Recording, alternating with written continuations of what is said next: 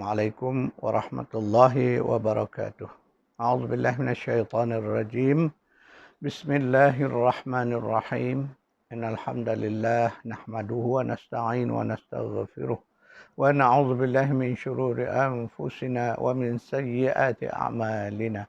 Man yahdihillahu fala mudilla lahu wa man yudlilhu fala hadiya lahu. Asyhadu an la ilaha illallah wahdahu la syarika lahu وأشهد أن محمدا عبده ورسوله اللهم صل على محمد وعلى آل محمد اللهم انفعنا بما علمتنا وعلمنا ما ينفعنا وزدنا علما سبحانك لا علم لنا إلا ما علمتنا إنك أنت العليم الحكيم اللهم آمين. Alhamdulillah, syukurillah. Pagi ini dapat kita meneruskan kuliah tadabbur secara tematik berdasarkan kepada buku Hidup Mengabdi, Hidup Berbakti. Tuan-tuan dan puan yang memiliki buku ini, kuliah kita hari ini insya-Allah berada di halaman 86. Tuan-tuan dan puan, beberapa kuliah yang lalu saya telah mengupas isu gangguan syaitan. Dan gangguan syaitan itu biasanya adalah ke atas jiwa manusia atau ke atas emosi manusia. Faham baik-baik, emosi itu adalah suasana jiwa, dipanggil emosi. Dan jiwa itu adalah bahagian daripada hati kita. Tapi dia bahagian yang sudah keluar. Ya. Jadi sebab itu ada kaitan kuliah yang terbaru. Semalam saya mengupaskan tentang jiwa manusia. Bagaimana jiwa itu sifatnya neutral. Boleh jadi jiwa itu cenderung kepada yang buruk, fujur, atau boleh juga ia cenderung kepada yang baik, iaitu ke arah taqwa. Dan Allah mengingatkan bahawa orang-orang yang menyucikan jiwanya, menjaga jiwanya, mereka lah orang-orang yang berjaya. Sebaliknya, orang yang membiarkan jiwanya kotor, tidak mau membersihkannya, maka rugilah. Itulah hakikatnya jiwa, kerana hidup kita dipengaruhi oleh jiwa kita.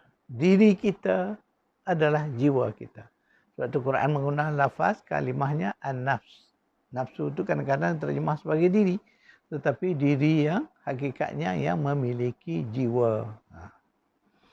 Tuan-tuan dan puan, insya-Allah kuliah hari ini kita menghabiskan bab syaitan, ya. Cabaran-cabaran kita menghadapi syaitan sebagai musuh. Itulah cabaran besar kita sebagai khalifah di bumi ini. Allah datangkan iblis dan syaitan-syaitan jahat daripada kalangan jin dan juga manusia untuk menguji hidup kita. Jadi hidup kita ini teruji. Tuan-tuan dan puan, insya-Allah Allah sebagai Rabb kita yang Maha Pemurah, Ar-Rahman, dan juga Maha Penyayang, Ar-Rahim. Allah tak biarkan kita begitu saja menghadapi syaitan. Allah bantu kita. Allah datangkan petunjuk. Dan ambillah petunjuk itu sebagai senjata untuk kita nak lawan syaitan. Ambillah petunjuk itu sebagai pelindung ataupun sebagai perisai kita dalam menghadapi syaitan. Itulah yang boleh kita mampu kita lakukan. Janganlah kita mengalah, kerana kita ni ada musuh, kerana kita biarkan diri kita dalam keadaannya. Tidak, Allah tidak membiarkan kita. Dengan sifat Rahman itu Allah turunkan Quran. Ingat tuan-tuan dan puan, surah Ar-Rahman. A'udzubillahi minasyaitonirrajim. Bismillahirrahmanirrahim. Ar-Rahman 'allamal Quran. Ayat 1, ayat 2. Kerana Allah itu bersifat Rahman, maka Allah ajar kita Al-Quran. Dan kita kaitkan ini.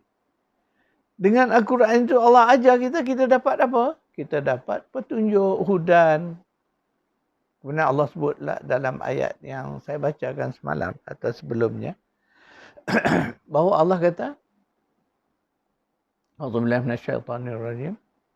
Nunazzilu minal Qur'ani ma wa syifaa'un wa rahmatun lil mu'minin. Kami turunkan Al-Quran itu mengandungi syifa', iaitu mengandungi kesembuhan yang ada padanya, dan juga ia menjadi rahmat kepada orang-orang yang beriman. Inilah yang kita nak ambil petunjuk tadi untuk kita manfaatkan, ya, untuk kita amalkan bagaimana nak mengurus isu jiwa kita.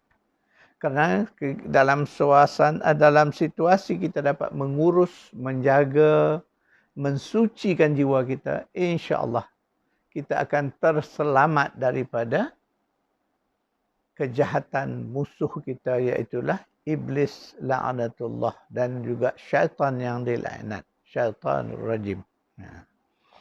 Jadi tuan-tuan dan puan, salah satu Allah bagikan ayat, Allah bagikan ayat perlindungan daripada kejahatan, gangguan syaitan. Itulah ayat terakhir dari Al-Quran, surat 114, Suratun Nas. A'udzu billahi minasyaitonir rajim. Qul a'udzu birabbin nas, malikin nas, ilahin nas, min syarril waswasil khannas, alladzi waswisu fi sudurin nas, minal jinnati wan nas. Katakanlah, aku berlindung kepada Rabb seluruh manusia, kepada Malik, Raja kepada seluruh manusia, dan kepada Ilah seluruh manusia. Berlindung daripada kejahatan Al-Khannas, makhluk yang tersembunyi. Allazi yuwaswis min syarril waswasil khannas, daripada kejahatan bisikan waswas, penghasut yang timbul tenggelam. Yang disebut allazi, yang mana yuwaswisu, dia mewaswaskan, fi sudurin nas, di dalam dada manusia, minal jinnati wan nas, daripada kejahatan golongan jin dan juga manusia. Tuan-tuan dan puan, ayat perlindungan ni ayat terakhir. Itulah ayat yang disebut satu dari dua ayat perlindungan atau mu'awizatain. Satu lagi ialah surah Al-Falaq, surah 113. Yang kita baca ini surah An-Nas, iaitulah surah 114. Di situ disebut dengan jelas bahawa kita berlindung diri kepada Allah, Rabb manusia, Raja manusia, Ilah manusia. Berlindung daripada apa? Berlindung daripada kejahatan syarri, kejahatan waswas, kejahatan waswas al-khannas, yang disebut allazi yuwaswisu fi sudurin nas, yang mengganggu, yang mewaswaskan apa yang ada di dalam dada manusia. Bukan dada ni, di dalam. Berbahagian itu yang disebut sebagai jiwa, hati. Ya? Sebab jiwa itu bahagian daripada hati. Ya. Jadi ketika kita memahami ini, kita menyebut jiwa, gangguan kepada jiwa. Itu yang disebut gangguan jiwa, gangguan emosi. Waswasil khannas ini adalah bisikan-bisikan berbisa, bisikan-bisikan beracun. Itu kalau kita sebut istilah dia, begitulah maknanya. Waswas. Kita sebut waswas ni macam kalimah yang kita biasa gunakan di dalam percakapan harian kita. Waswas ini seolah-olah satu keraguan. Ya? Ragu-ragulah waswas. Nak buat atau tidak, nak pergi atau tidak, waswas. Rupa-rupanya waswas ini datangnya dari bisikan syaitan. Ya? Ada kalanya kita merasakan waswas itu, apakah ini suara hati aku? Ya? Karena kita yang merasakan di dalam. Ingat baik-baik sebab Al-Quran menyebut, dia bisikan itu memang dibisikkan ke dalam apa yang ada dalam dada ni, mana dalam jiwa kita, dalam hati kita. Bisikan itu berlaku di situ. Sebab itu kalau kita mentadabbur ayat ini dengan benar, disokong dengan maklumat-maklumat ilmu yang lain, insya-Allah kita akan dapat melihat bagaimana berlakunya bisikan-bisikan syaitan itu, ya. Di mana tempat disebut? Fi sudur, di dalam dada. Mana di dalam dada ini nak menggambarkan bahawa dia di dalam, tetapi tidaklah di dalam yang lebih dalam lagi. Sebab sebagaimana yang saya sebutkan, hati itu sendiri disebut berlapis-lapis. Lapis yang terdalam lub, kemudian fuad, kemudian qalbun, kemudian sudur. Jadi nak faham itu. Mana di lapisan yang dah keluar, dah hampir keluar. Itu disebut ya, fi sudur. Bila dah sudur tu dah keluar. Tetapi yang ini di dalam sudur. Itu kena faham ayat itu. Was-was itu berlaku di dalam. Jadi was-wasil khannas itu berlaku di dalam dada. Bermakna was-was itu terjadi di mana? Pada emosi kita. Pada jiwa kita. Ya? Di situlah kita kena faham. Jadi pendekatan ilmu psikologi moden ataupun juga ilmu psikologi gunaan hari ini, psikoterapi, kita melihat bahawa gangguan emosi yang menjadi subjek utama dalam rawatan yang disebut sebagai gangguan emosi ataupun gangguan jiwa. Ya? Hakikatnya sama, itulah dianya. Waswasil khannas tadi yang berlaku fi sudurin nas, allazi waswisu fi sudurin nas. Jadi dua ayat ini menjelaskan, itulah hakikatnya gangguan syaitan itu terjadi di sini. Ya, jadi kita nak memahami ayat ini, alhamdulillah ayat ini menjelaskan. Itulah situasi di mana tempat berlaku gangguan dan apakah bentuk gangguan tadi, ya, was-was tadi. Ya. Hari ini istilahnya disebut berbeza. Ya, di dalam psikoterapi secara umum ia disebut sebagai halusinasi. Di dalam pendekatan psikiatri ataupun rawatan jiwa secara perubatan disebut sebagai skizofrenia. Ya. Pada kita orang awam, kita menyebutnya sebagai gangguan, bisikan, hasutan. Boleh kita pakailah, asal nak memaham apa yang terjadi itu. Kita faham bila seseorang yang kena rasuk. Jadi ini satu situasi gangguan itu sudah sangat dipanggil sangat kuatlah gangguan tu, sehingga orang yang menjadi mangsa rasukan ini dia tidak dapat mengawal diri dia. Kita dapati dia akan menjerit, bercakap sesuatu yang kadang tak difahami oleh orang yang mendengarnya. Kadang dalam keadaan suasana yang tidak waras menjerit, ya. Kemudian menangis, meraung, bermacam-macam tingkah laku yang menunjukkan situasi dia tidak waras. Itu dia keadaan dia. Itulah yang kita sebut sebagai rasukan. Jadi tahap was-was ini, ya tuan-tuan perempuan, berbeza-beza. Dia ada tahap-tahapan dia. Jadi ketika orang yang kita sebut sebagai dirasuk tadi, yang saya sebutkan ciri-ciri orang kena rasuk tadi, menjerit, bercakap, merapu, kemudian tidak dapat mengawal dirinya, itu suatu situasi yang sangat sangat tinggilah, makna tahap tinggi dah itu. Tetapi dalam situasi yang biasa, kita ini pun diganggu dengan was-was syaitan. Contoh, mari kita cuba belajar kenal was-was syaitan itu, ya.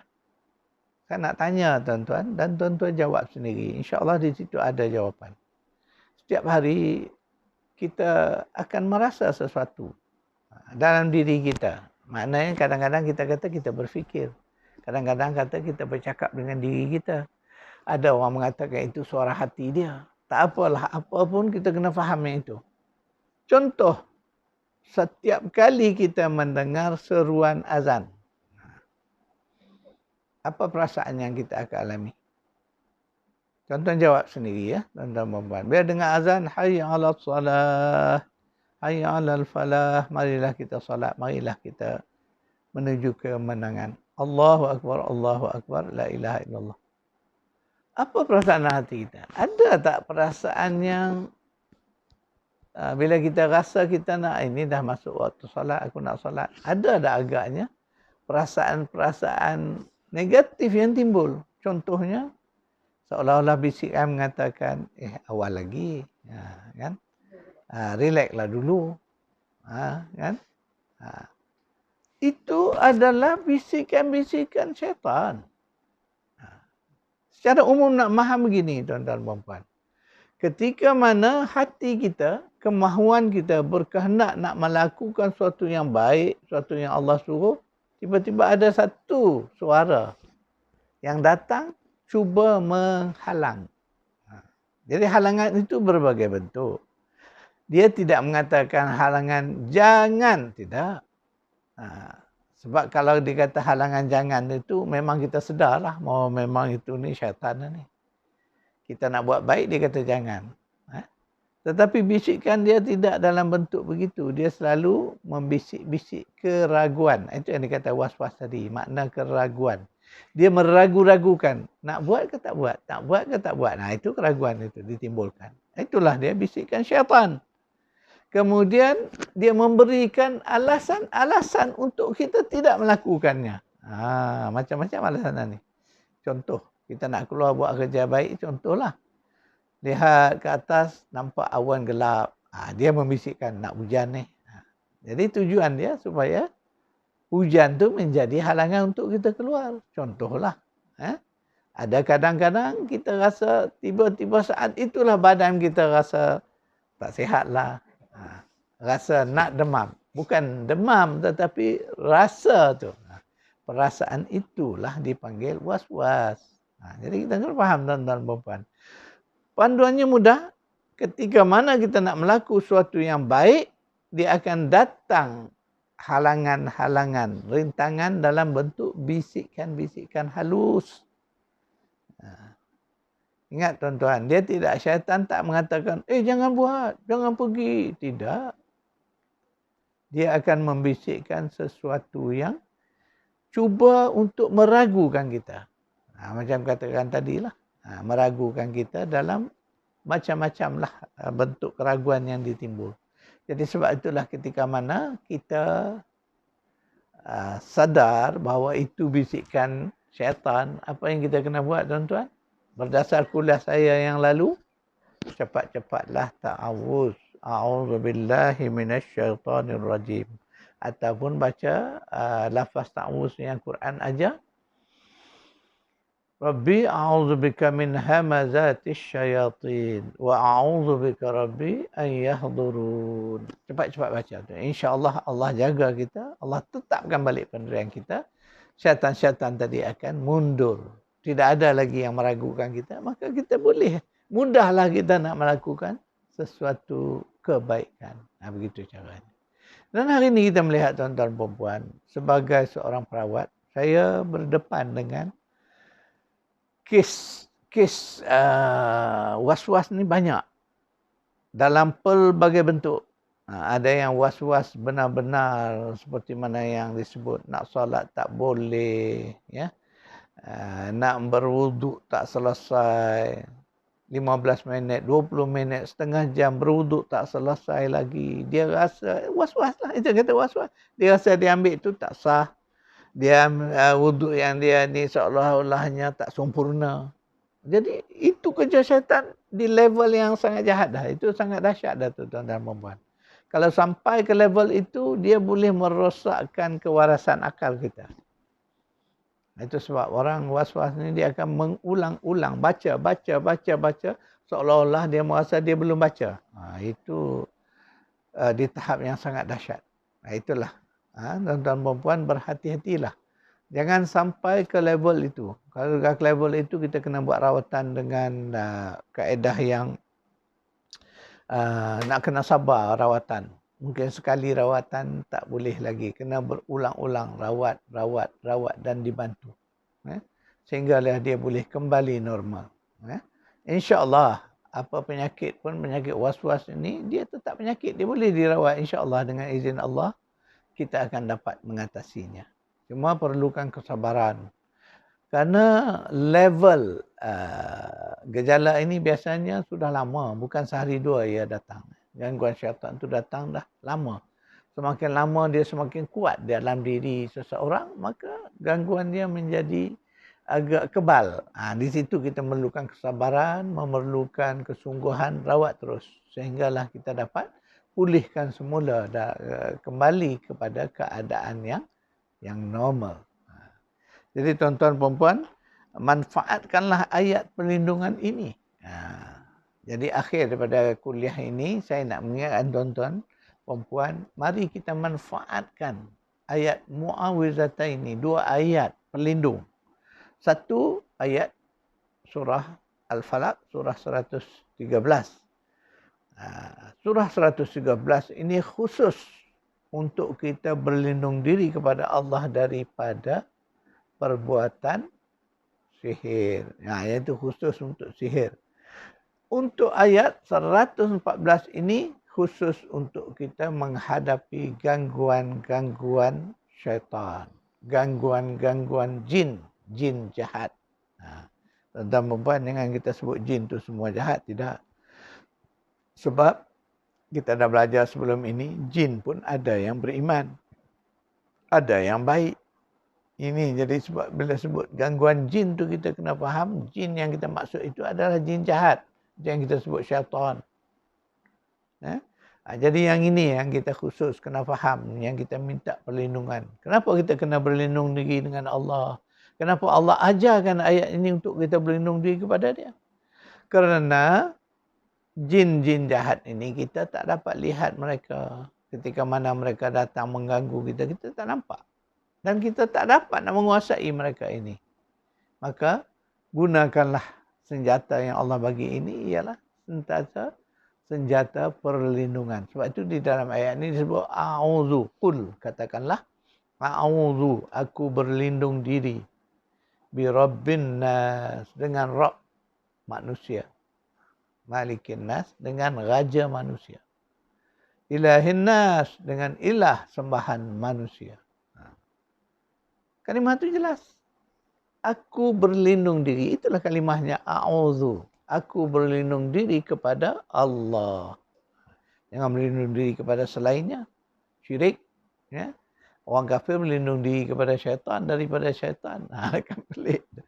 Sedangkan kita berlindung diri kepada Allah daripada kejahatan syaitan.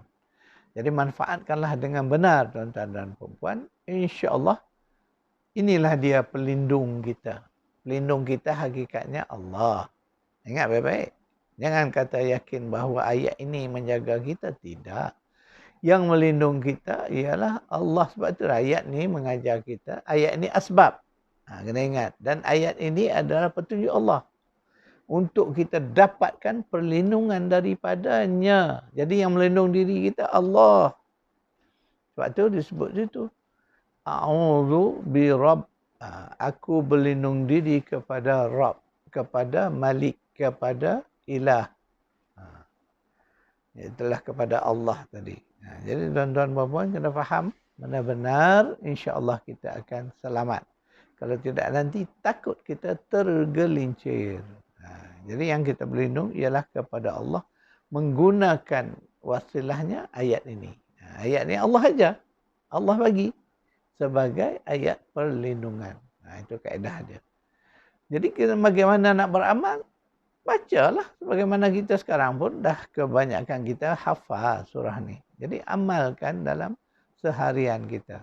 Salah satu petunjuk daripada hadis Nabi SAW, hadis kalau tak silap saya riwayat dari Aisyah, menceritakan bahawa Nabi pesan untuk nak tidur apa kita baca? Bacalah 3 qul huwallah, qul a'udzu birabbil falaq, qul a'udzu birabbin nas.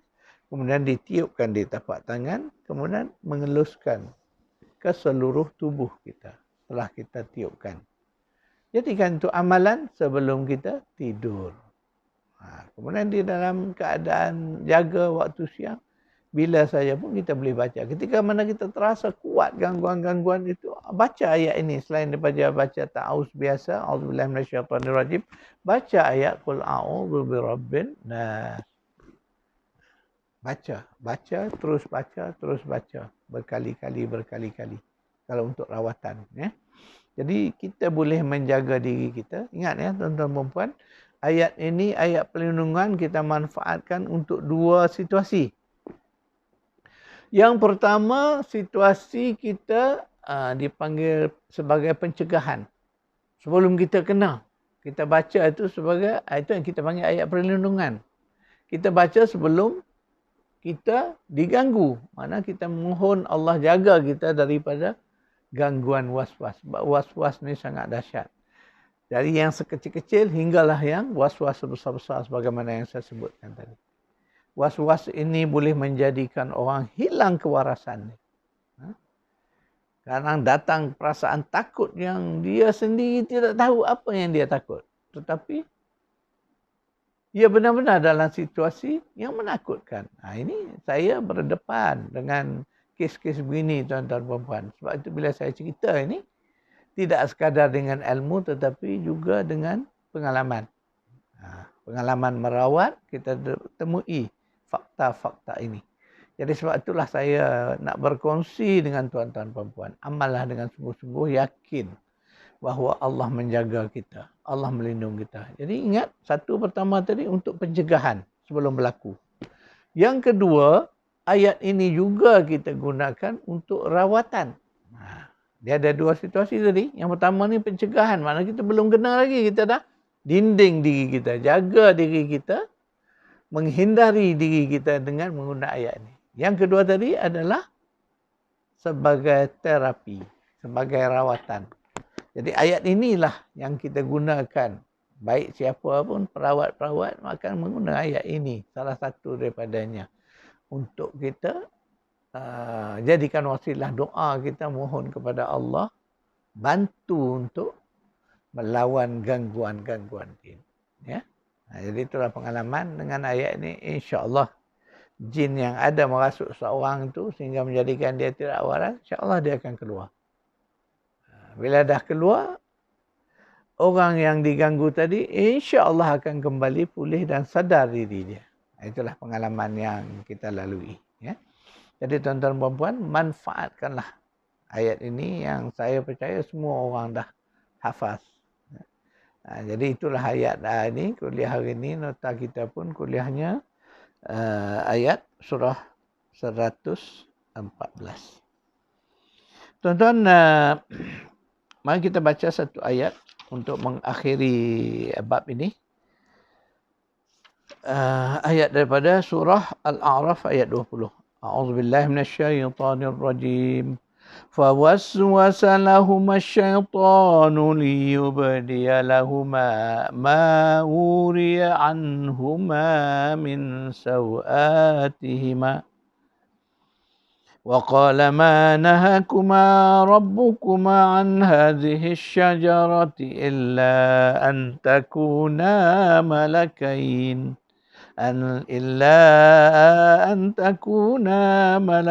أو تكونا من الخالدين. Setelah itu syaitan membisikkan was-was kepada mereka berdua, Adam dan Hawa, supaya dapatlah dia menampakkan kepada mereka akan aurat mereka yang sekian lama tertutup dari pandangan mereka. Sambil dia berkata, tidaklah Tuhan kamu melarang kamu daripada menghampiri pokok ini, melainkan kerana dia tidak suka kamu berdua menjadi malaikat atau menjadi dari orang-orang yang kekal selama-lamanya di dalam syurga. Ayat 20 dari surah Al-A'raf ini menceritakan Allah menggunakan kalimah was-was tadi. Ketika mana syaitan memperdaya Nabi Adam AS dan isterinya ketika berada di jannah. Ingat tuan-tuan puan-puan. Itulah kalimah yang sama, was-was tadi. Sebab itu kita baca dengan benar ya ayat Qul a'udzu birabbin nas ini sebagai ayat perlindungan diri kita ya.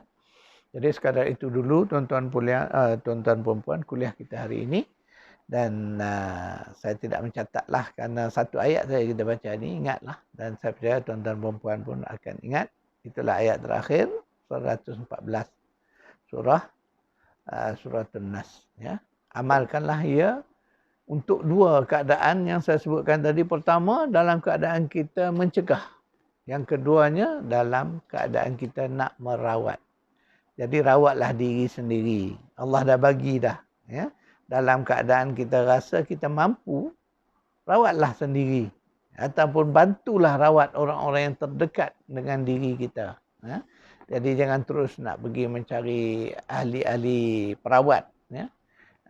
Apalagi dalam situasi contohnya tengah malam sebagainya, maka kita rawat sendiri menggunakan ini. Yakinlah, insya-Allah Allah akan membantu. Itulah sekadar perkongsian saya supaya manfaat ilmu rawatan yang sederhana ini saya kongsikan dengan tuan-tuan perempuan. Beramallah. Insya-Allah Allah membantu kita. Sekadar itu dulu. A'udzubillahi minasyaitonirrajim. Bismillahirrahmanirrahim. Alhamdulillahirabbil alamin wassalatu wassalamu ala asyrafil anbiya'i wal mursalin wa ala alihi wa sahbihi ajma'in. Allahumma arhamna bil Qur'an waj'alhu lana imama wa nuran wa hudan wa rahmah. Allahumma zakirna minhu ma nusina wa 'allimna minhu ma jahilna warzuqna tilawatahu ana al-lail wa atrafan nahar waj'alhu lana hujjatan ya rabbal alamin. Rabbana atina fid dunya hasanah wa fil akhirati hasanah wa qina adzaban nar. Sallallahu ala Muhammad wa ala alihi wa sahbihi ajma'in. Walhamdulillahi rabbil alamin.